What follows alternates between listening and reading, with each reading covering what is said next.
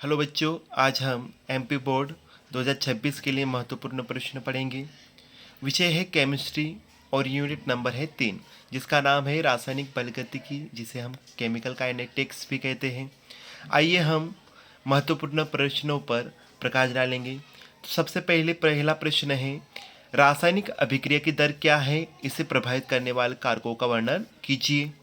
तो आपको परिभाषा लिखनी है, इसके लिए सूत्र लिखना है और जितने अंक के लिए प्रश्न पूछा जाएगा उतने ही आपको प्रभावित करने वाले कारक लिखने हैं। अगला प्रश्न है, दर स्थिरांक किसे कहते हैं, इसके अभिलक्षण लिखिए। दर स्थिरांक की परिभाषा लिखनी है आपको, इसके लिए सूत्र लिखना है और अभिलक्षण मीन्स इसमें आप विशेषताएं भी लिख सकते हैं। अगला प्रश्न है, अभिक्रिया की दर तथा दर स्थिरांक में अंतर लिखिए। जितने अंक के लिए प्रश्न पूछा जाएगा उतने ही आपको अंतर लिखने हैं। अगला है, दर निर्धारक पद को परिभाषित कीजिए। इसकी परिभाषा लिखनी है और सूत्र लिखना है। अगला प्रश्न है, अभिक्रिया की कोटि से आप क्या समझते हैं, इसके प्रकारों को उदाहरण सहित समझिए। ये बहुत ही ज़्यादा महत्वपूर्ण प्रश्न है। इसमें से आपको इन अभिक्रियाओं की इकाइयाँ भी पूछी जाती है ऑब्जेक्टिव में, जो कि आती ही है हर साल। तो आपको अच्छी तरीके से अभिक्रिया की कोटि को प्रिपेयर करना है। इससे आपके बड़े प्रश्न भी बनते हैं, छोटे प्रश्न भी बनते हैं और ऑब्जेक्टिव भी बनते हैं। तो ये सबसे ज़्यादा पूछे जाने वाला प्रश्न होता है। इसमें से ही प्रश्न आता है एक कम से कम, और ऑब्जेक्टिव भी आता है। अगला प्रश्न है, अभिक्रिया की आणविकता से आप क्या समझते हैं, उदाहरण सहित समझिए। आपको इसकी परिभाषा बतानी है और उदाहरण की सहायता से इस प्रश्न को समझाना है, इम्पोर्टेंट है।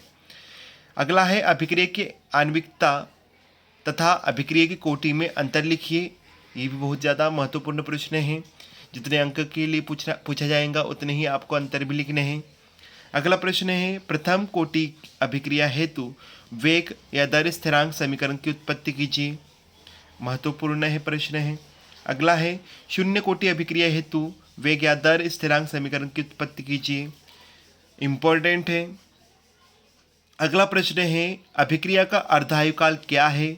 प्रथम कोटि तथा शून्य कोटि की अभिक्रिया के लिए अर्धायुकाल की गणना कीजिए। ये बहुत ही ज़्यादा महत्वपूर्ण प्रश्न है।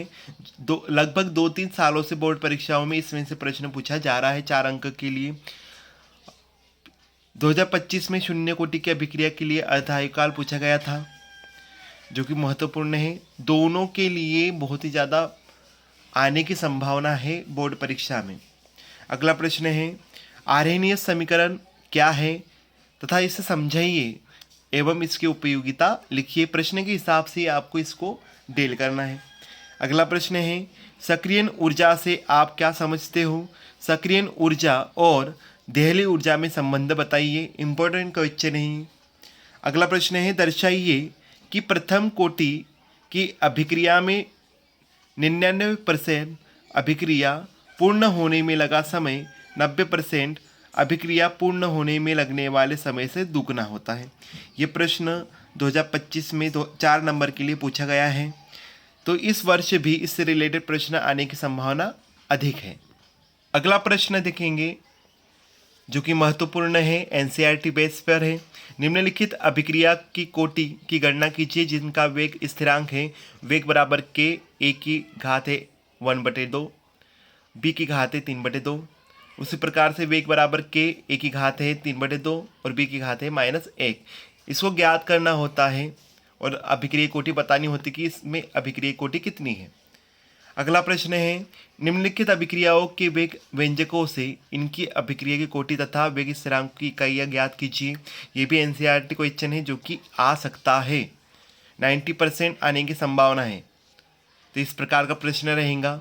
3NO arrow N2O plus NO2, इसके लिए वेग दिया है के NO की घात 2। इसी प्रकार से H2O2 जो कि जलीय माध्यम में है, 3I आयन है जो कि जलीय माध्यम में, +2 हाइड्रोजन आयन है जो कि बनाता है 2H2O जो कि लिक्विड होता है, प्लस I3 आयन देता है। इसके लिए वेग बराबर होता है के H2O2 और एक I आयन होता है। इस प्रकार से CH3CHO जो कि गैसीय माध्यम में है, जो कि बनाता है methane gas plus CO gas. इसके लिए वेग है के CH3CHO की घात 3/2। इस प्रकार से C2H5Cl जो कि गैस फॉर्म में है, जो बनाता है C2H4 गैस व HCl गैस, जिसके लिए वेग दिया है K C2H5Cl। लास्ट प्रश्न है, दर्शाइए कि प्रथम कोटि की अभिक्रिया में 99.9% अभिक्रिया पूर्ण होने में लगा समय अर्धायु का 10 गुना होता है। इम्पोर्टेंट क्वेश्चन है। लगभग आप इस अध्याय से इतने प्रश्न भी अच्छी तरीके से करते हो तो आगे के प्रश्न अगर रिलेटेड आते हैं तो आप कर सकते हो। आशा है कि आपको आज का वीडियो पसंद आया होगा और आप बोर्ड परीक्षा के लिए इसी तरीके से मेहनत कीजिए और आपके परसेंट आएंगे अच्छे से। आप चैनल पर नए हो तो सब्सक्राइब कीजिए, लाइक कीजिए, शेयर कीजिए और ऑल आइकन बेल पर क्लिक कीजिए। धन्यवाद।